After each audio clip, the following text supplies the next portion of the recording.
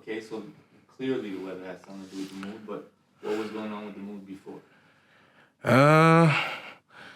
Think the year has been interesting, to be honest. Like a lot of things are going on, and I think it's just like you're feeling it more, especially in a position of I can't do anything, and you have personal life going on, you have external life going on, and your head is everywhere at the same time. We can just affect your day to day, but and the weather, obviously. So the weather not being there, it's like the days are long and waking up, seeing the sun, you're able to go outside without this jacket and those boots. It's a different feeling. So I feel like it clears my mind a little bit more and more, but it's going to get there. It's hard. I get invested with those things. I'm someone that's passionate more, that I'm very passionate about the world, and it's having friends that are from different backgrounds, ethnicities. It's always hearing their side of the story when something happened to them, or hearing my side of the story if something happens. And it gets overwhelming because you want to be there for them, but also sometimes it's like you have to put yourself aside a little bit, just let them breathe also. But yeah, I'm a person of the world, and seeing everything that's happening and everywhere around the world and things that are just not going bad is not the vision I had growing up. And obviously I was expecting for everything to be green. And I thought at some point like it would be green, but I feel like there's no such place as a green place fully. It has to be a little rowdy out there. Home for me is West Africa. West Africa, Senegal. Born and raised, lived there for 14 years of my life. And moved out of there for my parents' work, and also for us to have like a better opportunity in terms of like education level and everything. So it was a very difficult process when I think about it, leaving everything behind, right? Everything that I grew up, everything that I knew, all the family that I see every day since I was born, and moving to another place that was completely different.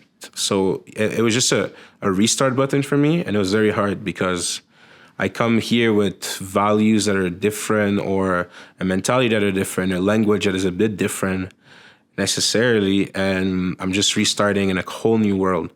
All the memories were still fresh. Like I was used to home. I was used to doing what I was doing every day, seeing my grandparents every day and everything. And I moved so far, like so far from them. So the first years were very difficult because I wasn't picking up school really well. I wasn't really making friends. And I was like, I was not used to the food, the weather. So it's like, it was super, super, super different, but I made it my home after a couple of years. And it's two homes for me. But the first home always has a special place in my heart because that's where everything started. And without the first home, I don't know what kind of person I would have been and what kind of values I would have in this world without where I came from. And that's what I was talking to you about with me going back recently and having this realization of where I came from. It really put me back to a humble place in life. I've realized that I come from a place that doesn't have much, but back home people will give you anything if you need it. You can be even if you're like a stranger, a foreigner, they'll open your house for you and everything. And I felt while moving here at the beginning, it was a bit different. I don't know if it was due to where I came from or the way I looked like. I think it was a bit cold sometimes, so I wasn't really used to this because where I came from, every door was open. You were going to your neighbors for lunch, like the door was wide open. You could talk to someone on the street, like everything was wide open. So it was just like that kind of, I had to take my boundaries and be like, okay, I can just be acting like this with everyone. So yeah, these are like some of the core values, I would say. Coming in a new city, you discover so many people, and I've lost many friends, but I only lost many friends because I realized that they were enough for me. And like you said, the kindness, they will take advantage of it and everything. But it's also in terms of growing, like knowing who are the people that are really there for you. I've met friends that are my brothers now. through these years, and they understand my personality, I understand their personality. And I think it's sticking to those core people on a day-to-day basis. I think when you move here at a young age, you just want to be surrounded by everyone, right? Especially the city is so alive. You want to be everywhere. You want this person to know you, this person to know you. And the more you grow, the more you realize you only need probably like max 5 or 10 people that you want to keep in your circle. And I enjoy everyone that's around my circle at the moment. My friends are the extension of my family. And I with my friends, I can be on the phone, in person, living with them every day. Like this is what like keeps me balanced with everything. Because sometimes I need to let it out, so I can just speak with my friends about things, or just do an activity, go see them, or call the family and everything. You know, it's just like this is like the balance that I have every day. It's like just to be I get reassured that these people are still close around me, because I couldn't face any of my nightmares or any of my walls every day without them. So this is like a big piece of my life, and I make sure to let everybody know that without that circle that I have, like it would be very difficult. The professional world is teaching me about a lot of things, and I think I'm very grateful for that. It's a big structure, and even though there's different levels to it and everything, every day is a challenge, and I think that's what I like about my days, even though like sometimes it is rough.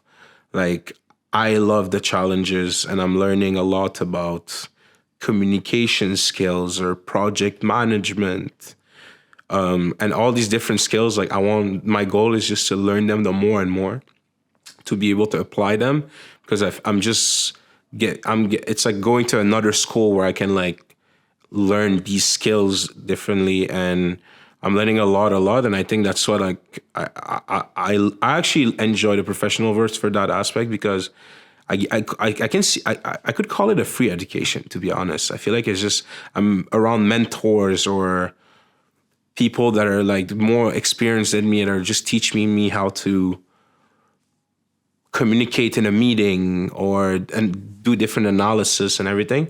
So I feel like that's why I kind of enjoy it, because I'm learning a lot of skills that I think will be necessary in the future. But now I'm in a more standpoint of like I'm seeing life a bit differently, and I do want to do something creative, but it doesn't necessarily mean it has to be related to home. I want to do something creative about my culture, and just letting it all out for everyone to know where I come from and what home brought to my life, and to see the vision that I saw. So that's why I was saying, in terms of cultural, it has to be something that resonate a lot with me. I don't want to do just something to do something. And I think that's where I'm like struggling with, because I want to bring out all these ideas and everything, but I want to find the one that's like that resonates the most with me. So that's where I am at the moment. I think our generation is so intent of like watching people that are successful, or just learning of the path of being successful. And I think this adds a lot of pressure on being, I either want to be successful, for example, in the financial life, or I want to be successful in the professional life. I want to get the highest position. I want to work the hardest, or I want to be successful on my own and everything. And I think this can be very frustrating and very disappointing sometimes, because you can be on a good strike and go straight and go high, and sometimes you just hit a wall and you feel like you have no advancement, or you have to wait. And I think this is something that I found very difficult in terms of growing, and in terms of also like I think it adds stress for me, because I want to be the best in what I do.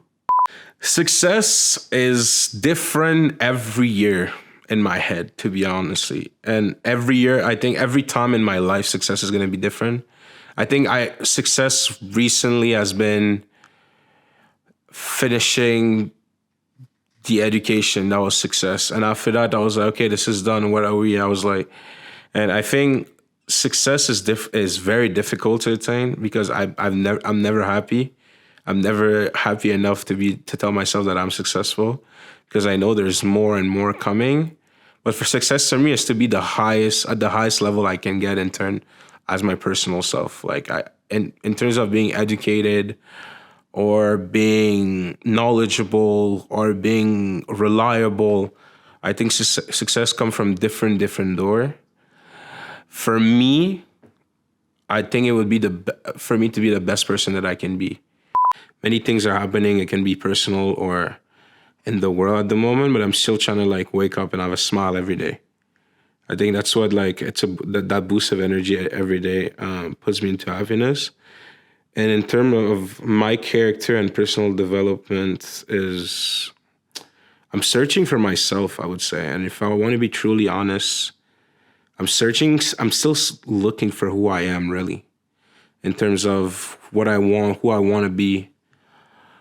And it's been very hard if I want to be truly honest, because I want to be my own self, but I know that I want to work on things that are bigger than what I expect in life. And I think I'm adding myself a little pressure on that, but it's still looking for that character in me and who's going to be like my final form, you know? Because I feel like for now, like I just finished a chapter and I'm looking for the rest of the book, and it's very hard